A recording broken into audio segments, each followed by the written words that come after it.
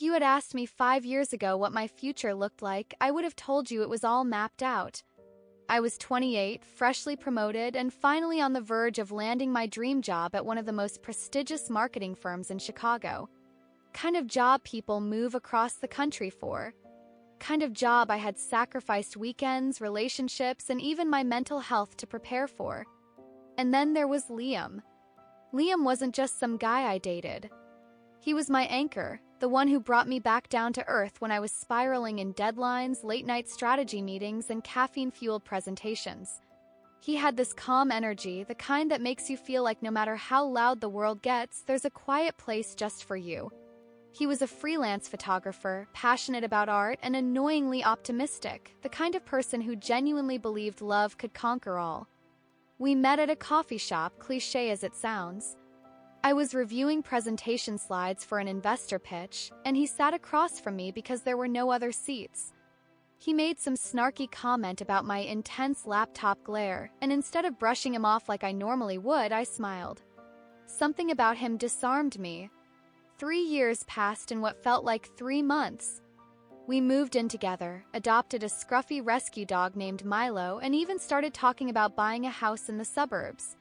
It was blissful, simple, until it wasn't.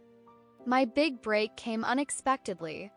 A partner at the firm I idolized offered me a position on a global campaign launching in London. It wasn't just a promotion, it was a full relocation. A chance to lead a team, travel, and become one of the youngest regional directors in the company's history. I came home that night, bursting with adrenaline and excitement, ready to tell Liam everything.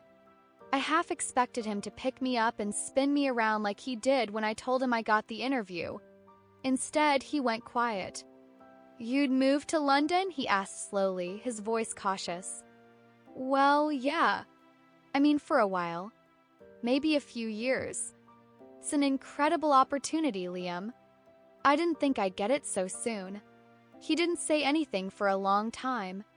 He just stared at the floor, Milo's head resting on his feet. "I'm happy for you, really. But where does that leave us?" It hit me like a slap. I hadn't thought about what it meant for us, not really. I had always imagined Liam would just come with me. But he loved Chicago. His clients were here. His family. His life. And suddenly, I was being asked to choose between everything I had worked for and the person I loved most. I wish I could say I gave it more thought, but I didn't sleep at all that night. My heart and my head were in a civil war, and neither side was backing down. By morning, the offer was in my inbox, waiting. I stared at the blinking cursor on the screen for hours, as if it could somehow type the answer for me. Was it possible to have both, love and career, or was that just another fantasy we feed young women until they're forced to choose? I didn't know it then, but this was only the beginning of everything unraveling. The day I accepted the offer, I didn't tell Liam. Not right away. I kept trying to find the perfect moment, the right way to soften the blow. But how do you say I chose my career over us without sounding heartless? Eventually, he found the email on my screen. I'd left my laptop open while making tea, and when I came back into the room, he was just staring at it. "You already said yes?" he asked, his voice hollow. "I was going to tell you tonight," I said quickly. Liam, this is everything I've worked for." He nodded slowly, jaw tight. I know it is. I'm not mad at you for wanting it, but he was. Or maybe he wasn't mad, just hurt. We didn't fight that night. That almost made it worse. We just went to bed quietly, Milo curled up between us like a buffer, like he knew something was breaking. The next few weeks were a blur. I was preparing for the move, training my replacement at work, setting up housing in London, applying for my visa, and all the while, Liam and I existed like two strangers sharing the same apartment. He kept his distance, and I didn't blame him. Every box I packed was a reminder that I was leaving. One night, as I folded sweaters into a suitcase, he finally spoke. "Do you want me to wait for you?" he asked softly. Felt like the ground disappeared from beneath me. "What do you mean?" Do you want me to stay here, keep living like this, like we're just on pause until you come back? Or do you want me to let go so you can go chase what you need without worrying about me? I wanted to scream, I want both. I wanted him to say, I'll come with you. I wanted the universe to stop asking me to choose. But I said the only thing I thought was fair. I don't know. He left the room. I cried that night, not because I regretted the decision, but because for the first time I saw what it was costing me. And I wasn't sure it would be worth it. On my last night in Chicago, Liam drove me to the airport. We didn't talk much on the way, just held hands in silence. As we stood by the gate, he pulled me into a hug. It was long and warm and everything I didn't want to let go of. I love you, he said into my hair. I love you too. And then I left. I looked back once, hoping stupidly that he'd come running after me like in the movies. He didn't. And just like that, my new life began alone. London was everything I imagined, fast-paced, demanding, exhilarating. The city seemed to breathe ambition, and I was right in the heart of it. My office overlooked the Thames, and every morning I'd walk past Big Ben with a coffee in one hand and my phone in the other, juggling meetings, presentations, and late-night strategy calls across time zones. From the outside, it looked like I was living the dream. And professionally, I was. I quickly earned the respect of my new team. My ideas were heard, my leadership was praised, and within a few months I was given full creative control over the international campaign. Clients flew in from Tokyo, Sao Paulo, New York, and I was the one they trusted. I even made the cover of an industry magazine with the headline, Young, Brilliant, and Fearless. But every time I opened my phone to scroll through that article, I found myself instinctively going to Liam's contact and stopping. What was I supposed to say? Hey, I made the cover, are you proud of me? Hey, I haven't stopped thinking about you. Hey, this doesn't feel the way I thought it would. Instead, I said nothing. The apartment I moved into was beautiful but sterile. I filled it with houseplants and photos from home, but it still felt cold. Some nights, I'd pour a glass of wine and stare at my reflection in the dark window, wondering how someone could be surrounded by success and still feel so completely alone. I tried dating. I really did. Colleagues set me up with a charming guy named Ethan who worked in finance. He was smart, funny, and understood the hustle. We had 3 dinners, 2 drinks, and 1 awkward kiss before I realized I wasn't ready. He reminded me too much of what I thought I wanted, and not enough of what I truly missed. Liam didn't text. Not once. I knew he was giving me space. Or maybe he was moving on. Maybe he'd already found someone else. Someone who didn't abandon him for a job on another continent. That thought hit harder than I expected. One Saturday morning, after a particularly long week of back-to-back meetings and PR disasters, I called my mom. I'm proud of you, she said. But you don't sound happy. I bit my lip. I don't know what I am. She paused. Honey, you've always been the kind of person who thought you had to choose, like if you wanted to be taken seriously, you couldn't have softness. Or love. Poor mess. I didn't respond. You don't have to pick one or the other. But sometimes chasing one thing too hard makes you forget why you wanted it in the first place. After we hung up, I sat in silence for a long time. Had I chased the dream so hard that I lost what actually made me feel alive? That night, I opened a blank message to Liam. My fingers hovered over the keyboard. Then I wrote, Hi. I know it's been a while. I've been thinking about you. I hit send. And just like that, I was waiting again. Liam didn't reply that night. Or the next one. I told myself he was busy. Or sleeping. Or just unsure. But every hour that passed without a response felt like another quiet confirmation that maybe I'd waited too long. Then, 2 days later, his name popped up on my screen. Hey, I've been thinking about you too. 7 words. That's all it took to undo months of emotional walls I'd carefully built to survive my life without him. We started talking again, slowly, cautiously. Short messages turned into longer ones. Then calls. Then video chats. It wasn't like before.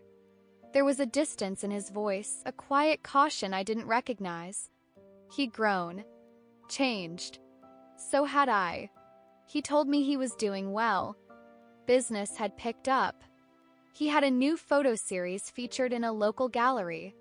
He'd even adopted a second dog, a loud, clumsy mutt named Bean. I laughed when he told me that. Felt like something we would have done together. So, I asked one night, "Are you seeing anyone?" There was a pause. "Not seriously," he said. "A few dates." Nothing stuck.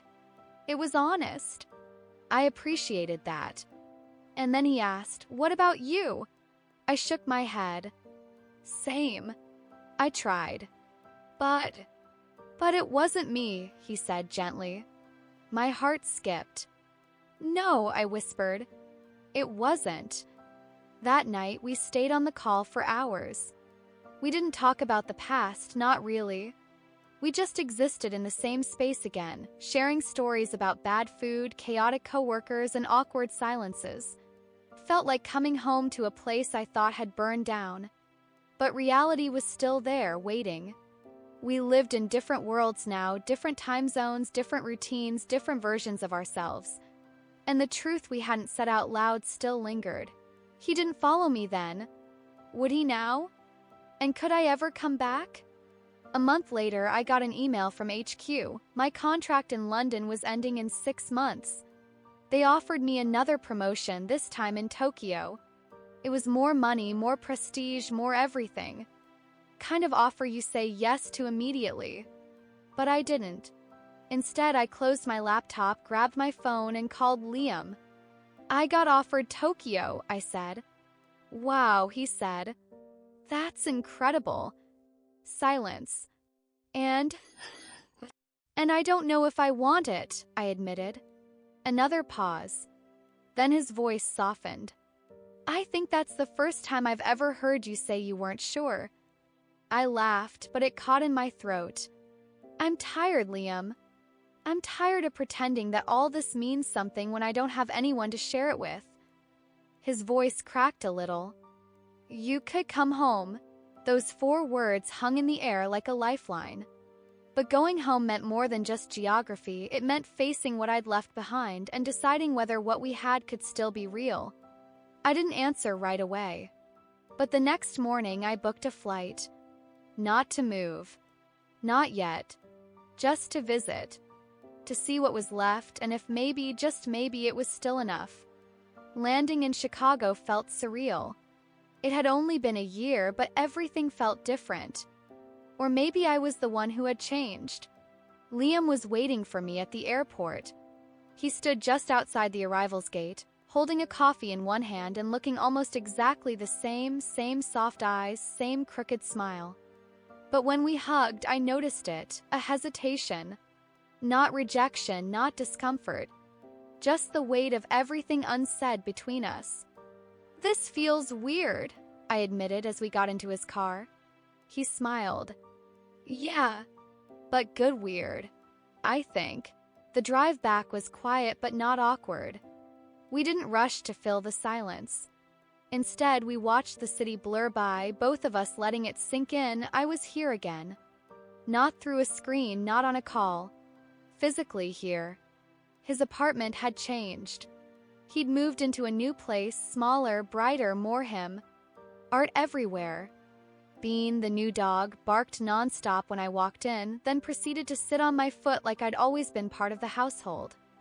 We didn't talk about the big things at first. We spent the first couple of days doing what we used to love, ordering greasy takeout, watching bad movies, walking the dogs late at night. The rhythm came back faster than I expected. But we weren't the same people anymore, and that showed too. I was more guarded, more careful with my words. He was more introspective, not as quick to laugh at everything. We had grown, but in different directions. Till there was something there. Familiarity. Tenderness. A pull neither of us could deny. One night, while we were lying on the couch, Bean snoring loudly at our feet, Liam turned to me. "Why did you really come back?" he asked. I looked at him, heart racing. "To see if there's still in us." He nodded slowly. "And what do you think?" I hesitated. "I think I never stopped loving you. But I also don't know if love is enough anymore." His eyes didn't leave mine. "Then let's find out." Over the next few weeks, we spent time rebuilding what we'd lost, not trying to recreate the past, but exploring who we were now. We talked more honestly than we ever had. About fear, regret, expectations. About how I always felt like I had to choose one thing to be good at, love or career, and how that pressure made me believe success and relationships couldn't coexist. Liam listened, really listened. And then one night he said something I'll never forget. "You don't have to be split and have to have both. You just need someone who's willing to hold space for both parts of you." That's when I realized what I'd been missing all along. Not a perfect balance, but not an either-or, but a partnership that bends with the weight of dreams and still holds. I extended my trip. 1 month turned into 3. I took meetings remotely, adjusted to the time zone difference, and quietly turned down the offer in Tokyo. My boss wasn't thrilled, but to her credit, she didn't pressure me. "Sometimes the next step isn't up," she said during our final call. "Sometimes it's just forward." I didn't quite know what forward meant yet, but I knew it wasn't Tokyo. Liam and I weren't rushing into anything. We didn't slap labels on what we were doing. But little by little it became clear we were trying again. Not out of nostalgia. Not because we missed what was. But because we saw what could be. We started talking about how our lives could fit together now, not how one of us could disappear into the others. We looked at jobs for me in Chicago, flexible contracts, part-time consulting work that wouldn't demand my entire soul. He even offered to convert his guest room into an office space for me. "You can still be you here," he told me one morning, handing me coffee. "The job title doesn't define that." I smiled. Neither does the city. I won't lie, it wasn't seamless. There were moments I panicked, wondering if I was throwing away everything I'd worked for. I questioned whether I was settling, whether I was giving up. But every time I voiced that, Liam met me with compassion, not resentment. "You're not giving up," he'd say. "You're choosing different. That's not failure." One evening, after a walk with the dogs and a quiet dinner, we sat on the balcony wrapped in a blanket, watching the city lights flicker. "I used to think love was the thing holding me back," I admitted. But maybe the problem wasn't love. Maybe it was fear. Liam looked at me, his voice soft. "Fear of what?" "Of not being enough. Of failing at one thing while trying to hold on to the other." I thought I had to prove I could do it all alone. "You don't have to do it alone anymore," he said. I rested my head on his shoulder. For the first time in years, I felt like I was exactly where I was supposed to be. Not because I'd chosen love over career or vice versa, but because I finally stopped choosing between them. Now, 2 years later, life looks different than I ever imagined. I consult for 3 major firms, mostly from home.